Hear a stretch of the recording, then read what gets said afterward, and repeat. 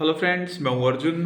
आज इस वीडियो में बात करेंगे हम एक पोर्ट्रेट के बारे में और विद पोर्ट्रेट में टॉर्सो भी ऐड किया है थोड़ा सा। एक लेडीज की रेफरेंस है जो मैंने पिंटरेस्ट ऐप से ली है, तो उसी को ट्राई करेंगे। पहले हमने एक बेसिक लाइंस के बारे में काफ़ी वीडियोस मैंने डाली है, फिगर ड्राइंग्स के ऊपर काफ़ी वर्क हुआ है, सिर्फ पोर्ट्रेट के एंगल्स और बाकी की बेसिक चीज़ों के ऊपर वर्क हुआ है। अब थोड़ी-थोड़ी चीज़ें मैं एडवांस की लेके आ रहा हूँ, जैसे शेडिंग कैसे करनी है, टोन्स उसमें कैसे फिल करनी है। उसके बाद मैंने बहुत सारे सिलेबस ऑयल पेंटिंग के किए हैं, तो वो भी धीरे-धीरे मैं अपलोड करूँगा। जैसे मैंने पोस्ट किया होगा, शायद आपने देखा होगा।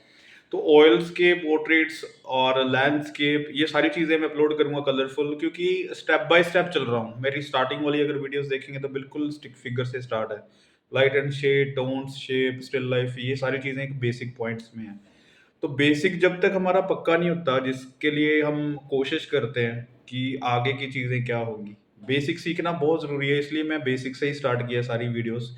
अगर आप पीछे जाके देखेंगे यूट्यूब के चैनल्स के ऊपर काफ़ी जो पुरानी वीडियो है, तो वो बिल्कुल बेसिक पॉइंट पे हैं। अगर वो आपने देखी हुई है या फिर आपने स्टडी किया हुआ है, तो आगे की चीज़ें उतनी जल्दी समझ आएँगी। जैसे आज का मैंने सिलेबस थोड़ा-सा लिया है, टफ़ लिया है, क्योंकि टफ़ इसलिए है क्योंकि जिसको बेसिक प्रोपोर्शन नहीं आते, वो कहीं न कहीं गलती कर लेता है इन चीज़ों में। तो आप कोशिश करो, अगर आप बिल्कुल स्टार्ट कर रहे हैं, तो काफ़ी सारी वीडियोज़ के सिलेबस जो पीछे हैं, पोर्ट्रेट्स के भी हैं और फिगर्स के भी हैं, वो आप एक बार देखो कि किस तरीके से स्ट्रक्चर बनता है, बेसिक बनता है। वैसे मैं इस वीडियो में भी आपको बताऊँगा।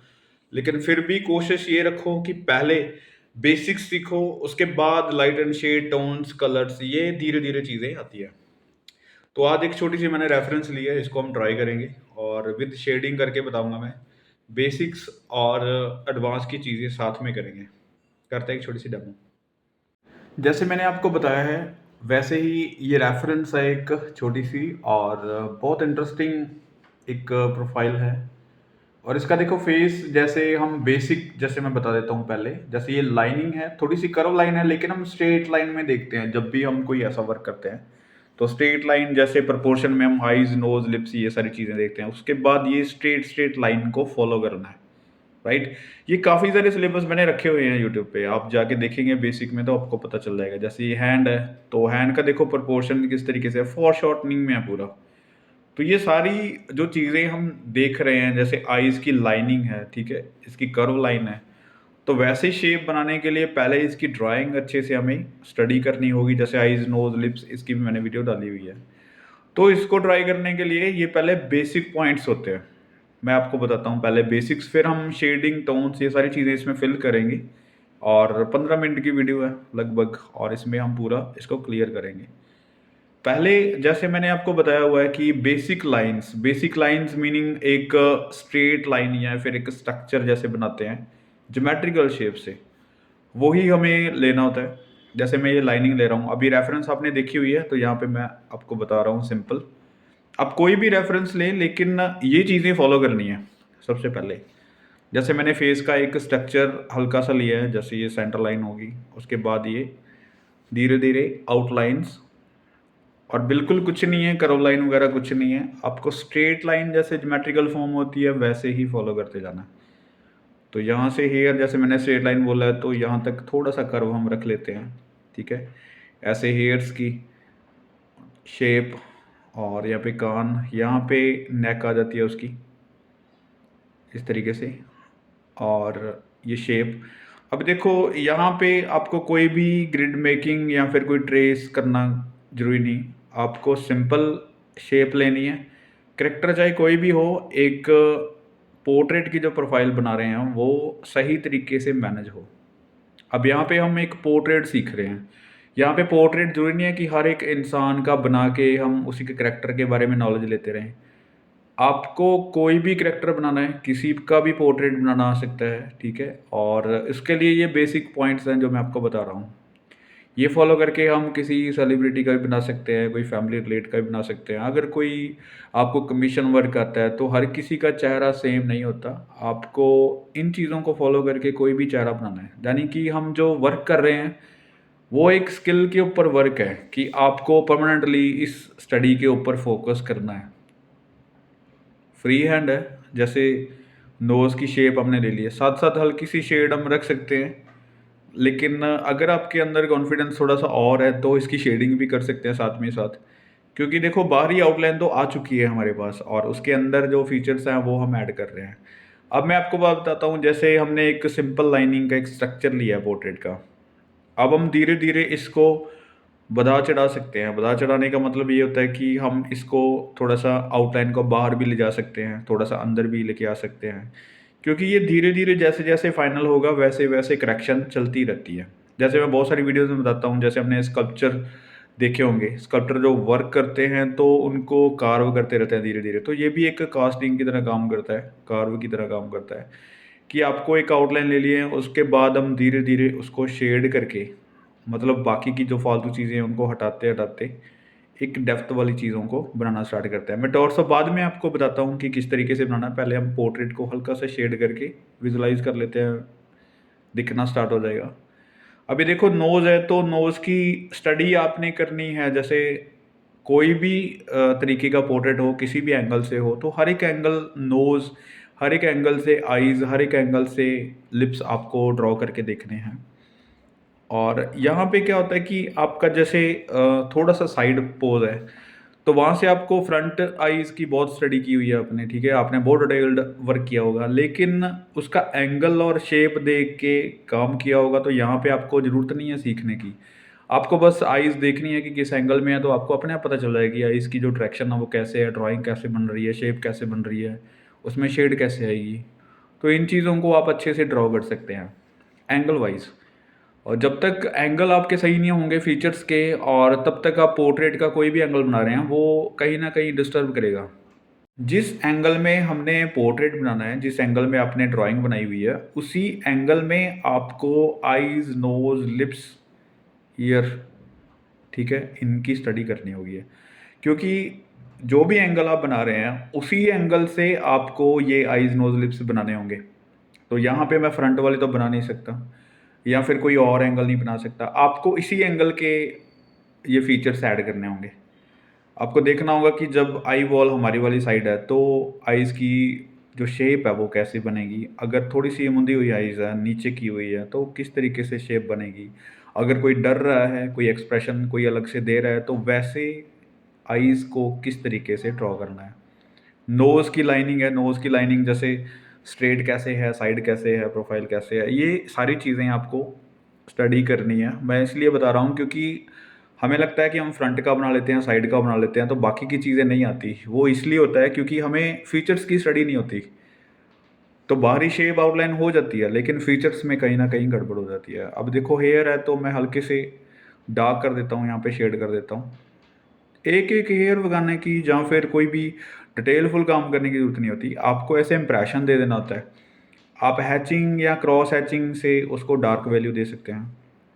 मैं आपको ये सिंपल बता रहा हूँ क्योंकि ये स्केची है छोटा-सा। आप देखो मेरे हैंड को, और उससे थोड़ा-सा बस डबल है, नेल से डबल फेस है, क्योंकि इंच से भी बहुत ही छोटा-सा फेस है।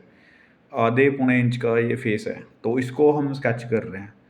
तो फिर भी पॉसिबिलिटी है इसमें कि थोड़ी-सी हम डिटेल रख सकते हैं, कर सकते हैं। और डिटेल का आपको पता चलेगा जब आप लाइट एंड शेड सही तरीके से करते हैं।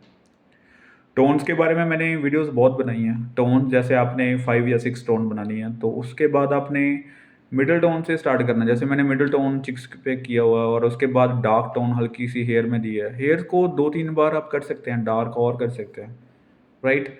लेकिन बहुत ज़्यादा, इतना ज़्यादा डार्क मत करो कि बाद में आपको लाइट करना पड़े। आपको लाइट एंड डार्क जाना होता है, लाइट पहले छोड़नी होती है। इरेज़र मैं कभी नहीं यूज़ करता हूँ अपने वर्क में। कोशिश आप भी करो कि इरेज़र मत रखो आपके पास। एक और स्केच बनाओ, क्वांटिटी बढ़ाओ। ये नहीं है कि आपने एक ही स्केच बनाना है, वही मास्टरपीस बनाना और मिटाते रहो, बनाते रहो। 10-12 स्केचेज़ बनाओ, उसमें से कौन-सा अच्छा बनता है, बार-बार बनाओ। जिसमें गलतियाँ होती हैं उसके बाद एक और स्टार्ट करो। तो ये इम्प्रूवमेंट आती है स्केच में ऐसा करने से। अब ये देखो एक सिंपल सा पोर्ट्रेट है, एक सिंपल सी मैंने शेडिंग की है, बहुत ज़्यादा वर्क नहीं किया है। आप इस तरीके से हैंडल कर सकते हैं एक पोर्ट्रेट को। यहाँ पे देखो जो नेक है वो काफ़ी डार्क है। अब मैं आपको थोड़ा सा दिखाता हूँ आगे वाला पॉइंट। जैसे यहाँ पे देखो पोर्ट्रेट को हमने हैंडल कर लिया है, लगभग करैक्टर के बारे में नहीं, एक लाइट एंड शेड के बारे में थोड़ा सा हमने हैंडल किया है, ठीक है।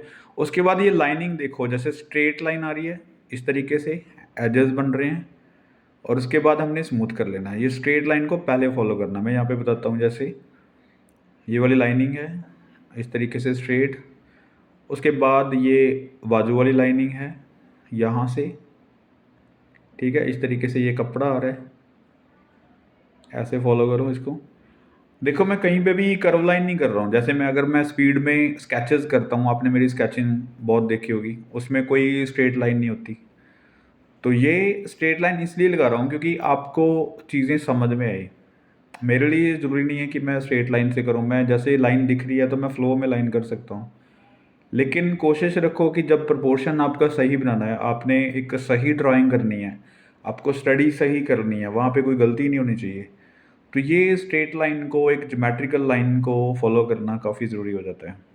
एक ब्लॉक बनाना है, उसके बाद धीरे धीरे कार्व करते रहना है। ये स्टडी है मेन, जो हर कोई आर्टिस्ट आपको बता देता है, लेकिन शायद कई बना के नहीं दिखाते, या फिर बहुत ज़्यादा फास्ट वीडियो होती है तो आपको कुछ समझ नहीं आता, या फिर बताने का तरीका कुछ अलग होता है। मैं कोशिश करता हूँ कि सिंपल बताया जाए, सिंपल एक डेमो की जाए, और जिससे आपका भी टाइम बचे और मेरा भी टाइम एक अच्छा बीते, ठीक है। जितना मैं टाइम लगा रहा हूँ यहाँ पे, और उतना टाइम मेरे लिए अच्छा है कि आपको भी उस टाइम में समझ आए, नहीं तो आपका भी टाइम वेस्ट है और मेरा भी।